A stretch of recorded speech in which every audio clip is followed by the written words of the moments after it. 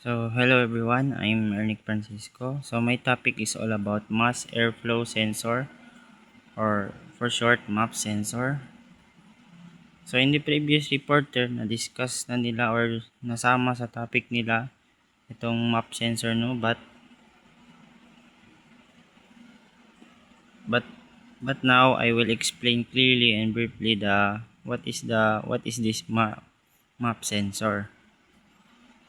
So, MAP sensor is kaya siya nasali sa mga previous reporter kasi yung iba nag-report na about sa air intake ng engine. So, si MAP sensor is belong siya sa air intake ng engine.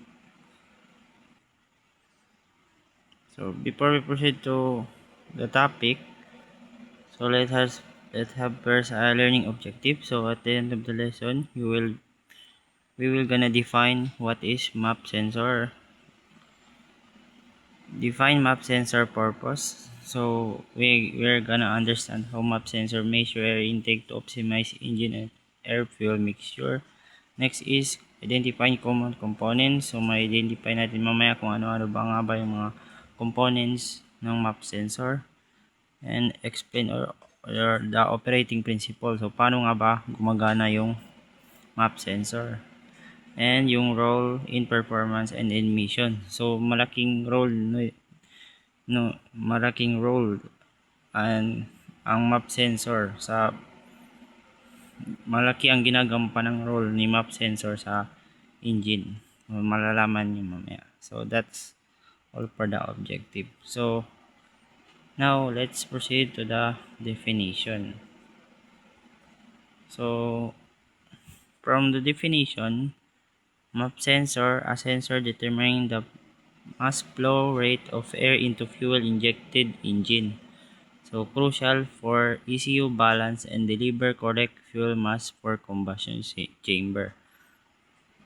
So, focus muna tayo sa kanyang definition nun. So, meaning ng MAP sensor is mass air and mass air fuel. So, from the word mass, so according to what I've researched, mass is the fundamental scale that measures the amount of matters like protons, neutrons, electrons in an object representing its inertia or resistance to acceleration. So, mass is ito yung measure or amount of matter. So, airflow. So, according to what I've researched, so air has a mass according to Evangelista Torricelli in 1643 and 1644. So, yung air daw has a mass. So, kahit yung hangin pala no is may mass. So, it belongs to matter.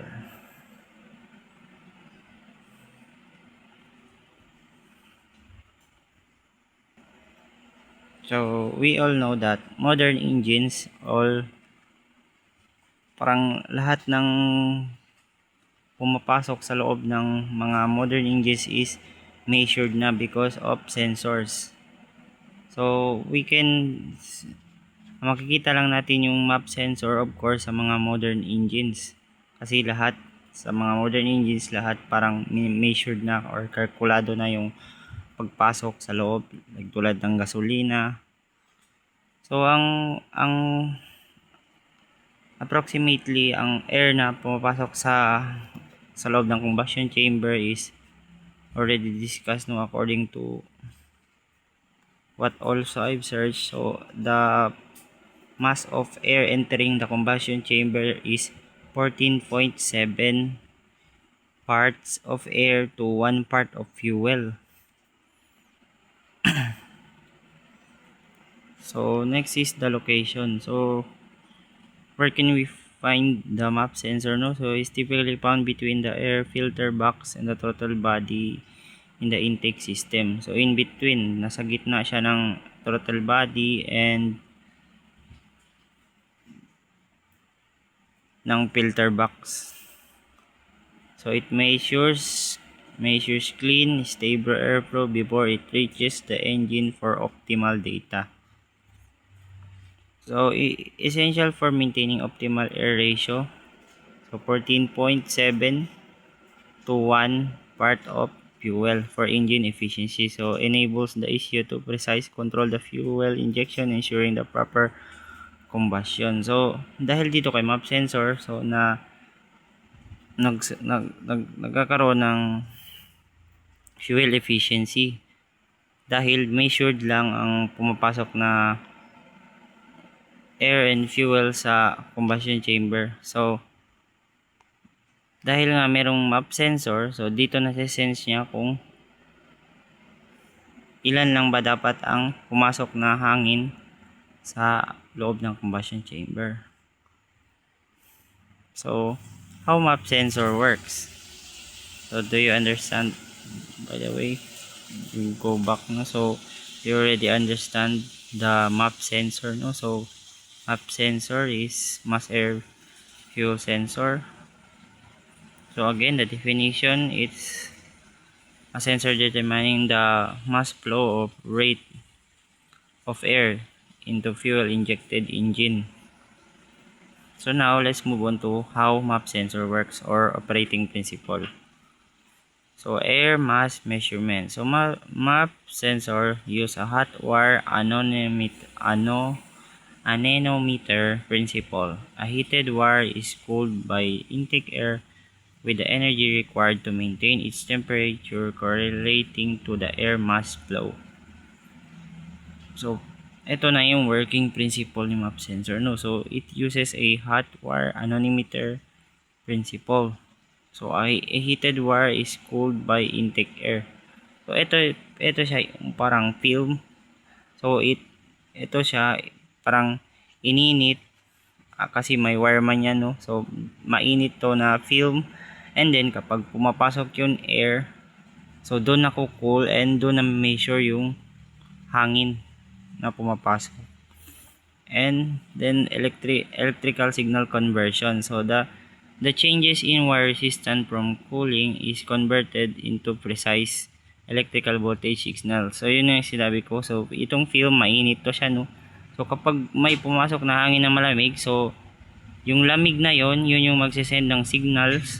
So convert into a precise electrical voltage signal. So this signal's amplitude is directly proportional to the airflow mass. And then the ECU data transmission. So this electrical signal is then transmitted to the engine control unit. So kapag nag-send na ng signal, so direct ito kay ECU. So the ECU uses this vital data to optimize fuel injection and ignition timing. So that's how a map sensor works. So it is a hot film, and then when the air enters or pass through it, so it will get cold, and the temperature, so yung lamig na yun, it will send an electrical signals. So yun yung magsesend kay ECU, and doon na measure yung hangin. So dahil sa hot film na lumalamig. So there are 3 types of map sensor. So yung kanina yung sinabi ko, no, hot wire map. So it determines air by heating a platinum wire. So yung platinum na wire, yung parang film to siya. So mainit to siya, no. As air flows, the wire cools. So mainit siya. Kapag pumasok yung hangin, lalamig. So it changing its electrical resistance proportional to the mass. Next is the hot film map.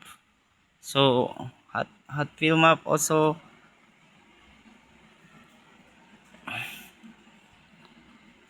hot film map and ceramic elements to maintain constant temperature at putting a frequency signals proportion to the air. So parang same na to siya, no? So ito yung first one is the hot wire. So wire lang siya, and then next one you have the film or yung film grind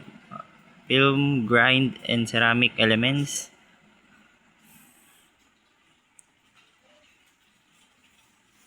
And then we have the Kármán vortex map. So based on Kármán vortex shading, so air fast to fluffy bodies creating vortex whose frequency is proportional to air mass flow rate. So key components and their function. So sensing elements, the core components that interacts directly with airflow in hot wire map sensor. It measures air by sensing cooling rate. So ito na yung sinabi ko kanina, no. So sensing element. So si map sensor is meron siyang sensing element, no. So yung kanyang sensing element siya ay hot film or hot wire na nasa-sense niya kapag pumasok yung hangin. So lalamig siya. So yun yung magsisend ng signal or doon na na-measure yung hangin. So temp compensator, adjust sensor output for temperature change, ensuring consistent and accurate mass flow measurement. Next is bypass channel. So direct a portion of air over the sensor for optimized accuracy across varied flow rates, crucial for low speed direction. So protective casing shield components and ensuring sealing the electrical connector facilitates power and data communication. So this is the function of map sensor, no? Sensing element, temp compensator, bypass channel, and housing and connector. So what is the role in engine performance of fuel and economy? So first one is precise fuel injection. Accurate air-fuel ratio is achieved by precise measurement of air flowing into the engine, preventing imbalance that lead to inefficiency or damage. Dahil kay map sensor, nagkakaroon ng precise fuel injection. Dahil magsisend siya ng signal kay ECU na kung ano lang dapat ang tamang fuel na i-inject. Like sinabi ko kanina, no? So kapag dapat ang hangin ay dapat 4.7 parts air to 1 part of fuel. Kapag nagkaroon na ng 4.7 parts of air na papasok pa lang sa engine, so magsesend din si ECU ng 1% of fuel. And then sabay na silang papasok, and then doon na bakit nagkaroon ng measurement ang air and fuel. And next is optimized combustion. So the precise air and fuel enable optimal combustion, leading to more efficient energy conversion and smoother engine operation. Reduce emission. By ensuring the correct air-fuel balance, engine minimize harmful pollutants, contributing to cleaner exhaust and environment responsibility. So makakatulong din siya para ma-reduce yung emission kasi kapag sakto lang yung pasok ng hangin at ng gasolina sa loob ng combustion chamber, syempre maiwasan natin yung kasi kapag sobra sa gas, meron tayong tinatawag na rich mixture, and yung kapag rich mixture is nagkakaroon nito ng epekto sa emissions, like yung mga maitim na usok dahil sa rich or sobra sa gasolina ang pumapasok sa loob ng combustion chamber. So enhanced performance, our regulated engine directly enhance vehicle responsiveness and improve acceleration and boost overall power outputs. So as you can see here in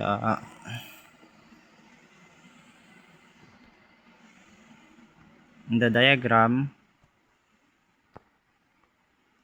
so ito kung paano ba gumagana si map sensor. So saan dyan si map sensor, no? So ito si map sensor,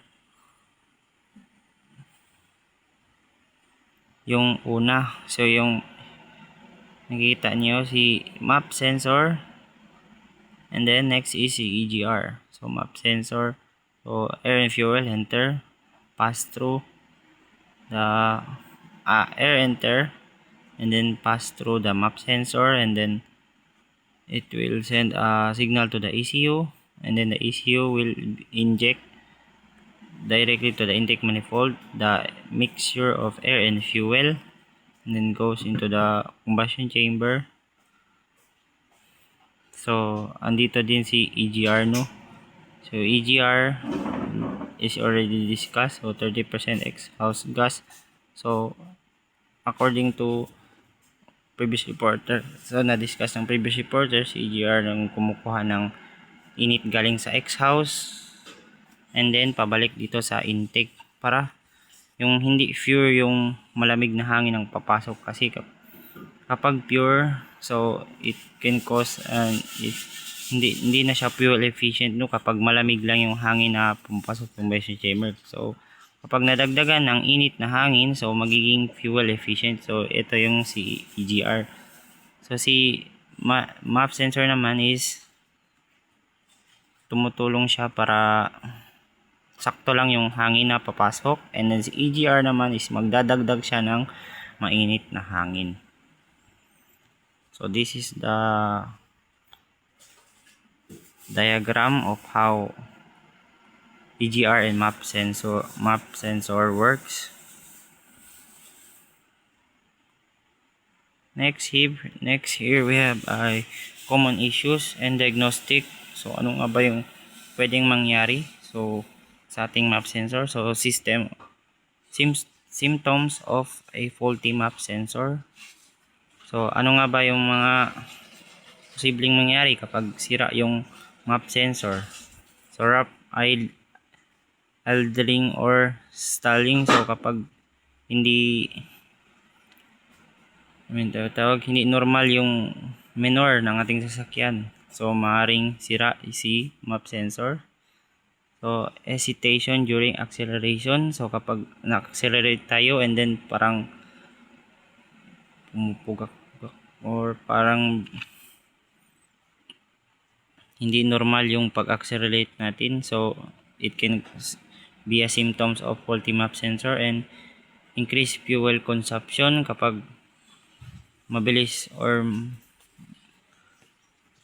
kalas sa gasolina, so malalaman natin na symptoms din ito ng faulty MAP sensor. And then check engine light.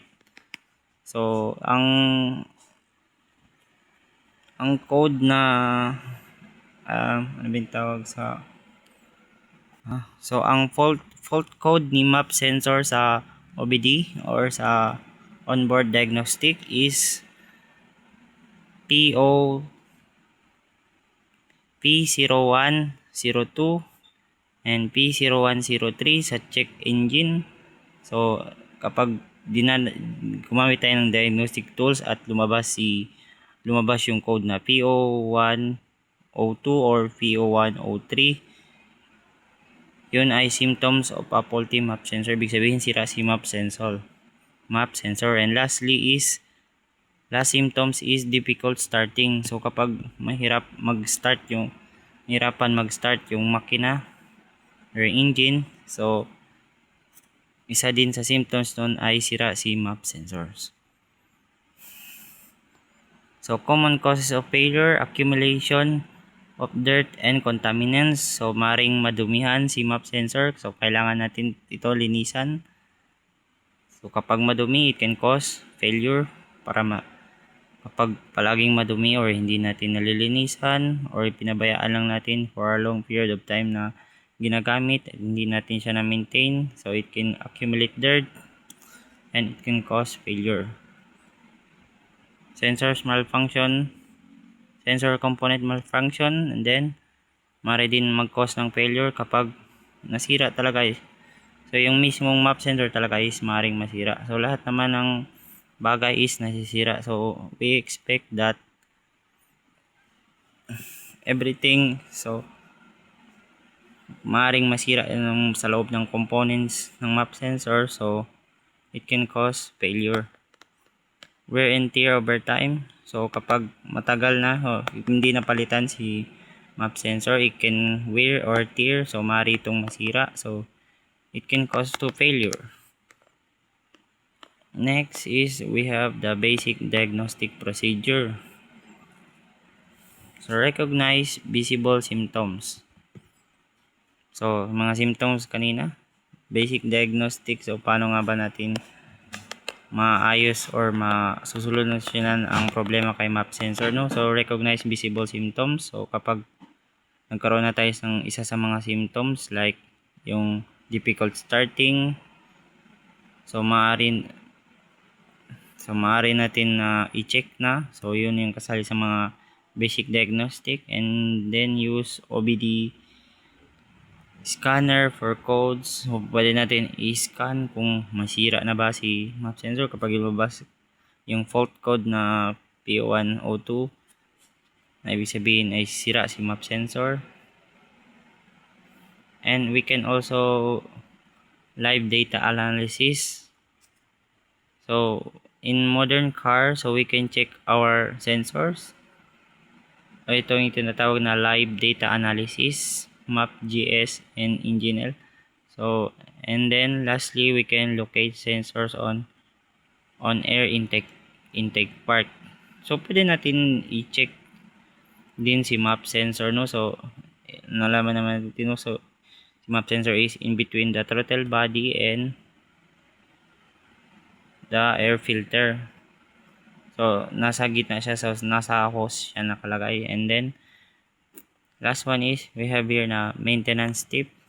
So, paano nga ba malalas o mapapatagal ang buhay ng map sensor, no? So, regular cleaning, specialized cleaner. So, merong naka-designated special cleaners kay map sensor dahil nga ito ay sensitibo. So, kailangan hindi din to pwede mabasa ng tubig. So, kailangan meron itong specialized na ginagamit na cleaner like contact cleaner kung ito ay ating linisin.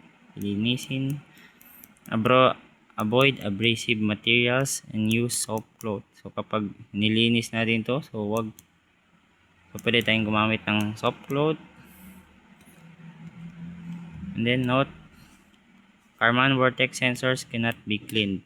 So, kapag yung sensor is, so type of map sensor is the Karman vortex sensors. So, hindi siya pwedeng linisin, no? Baka kasi delikado. And it's parang ito ay disposable. So, kapag nasira, so kailangan nang itapon. So, ang Karman vortex sensor, so isa sa type sa mga sensor. So, hindi natin daw pwede linisin ang Karman vortex sensors. So, we have here in our conclusion. So, the map sensor is critical source. So, recap importance. So, it's crucial for modern engine management.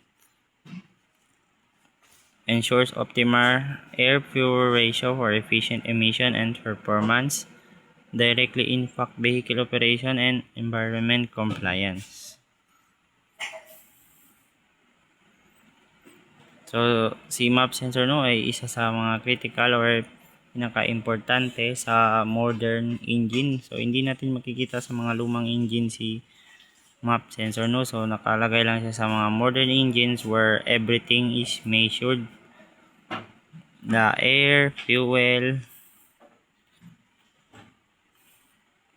So, future trend is irrigation with advanced ECU system for adaptive control, development of more robust compact sensor design, and diagnostic capability. So, that's all for my report. I hope you learned something, and goodbye.